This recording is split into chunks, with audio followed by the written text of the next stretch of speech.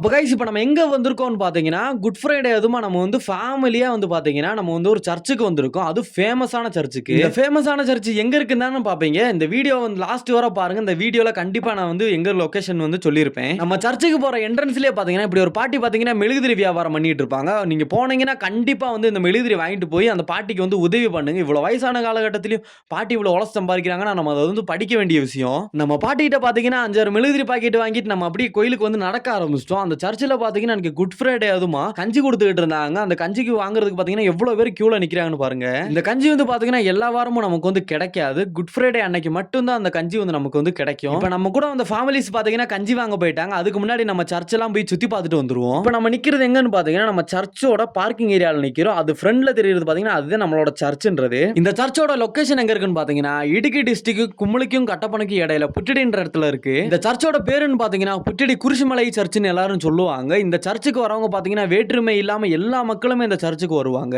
இப்ப பாத்தீங்கன்னா நம்ம ஃபேமிலிஸ் எல்லாம் பாத்தீங்கன்னா கஞ்சி வாங்கிட்டு வந்துட்டாங்க. அம்மா வந்து ஒரு வா வந்து ஊட்டி விட்டாங்க.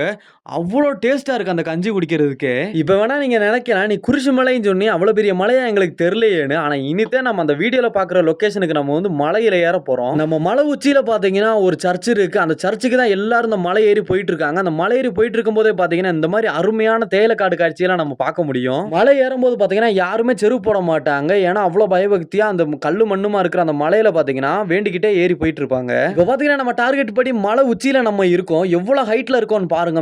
எவ்வளவு தூரமா இருக்கிறதெல்லாம் நமக்கு தெரியுதுன்னு பாருங்க. அப்ப எவ்வளவு ஹைட் நீங்களே பாத்துக்கங்க. இந்த குருசுமலை சர்ச்சில் வந்து வேண்டுனா அந்த மாதிரி எல்லாமே கரெக்டா நடக்கும் சொல்லுவாங்க. அதனால எல்லா மக்களுமே இங்க வந்து ஜெபம் பண்ணிட்டு நல்லா வேண்டிக்கிட்டு போவாங்க.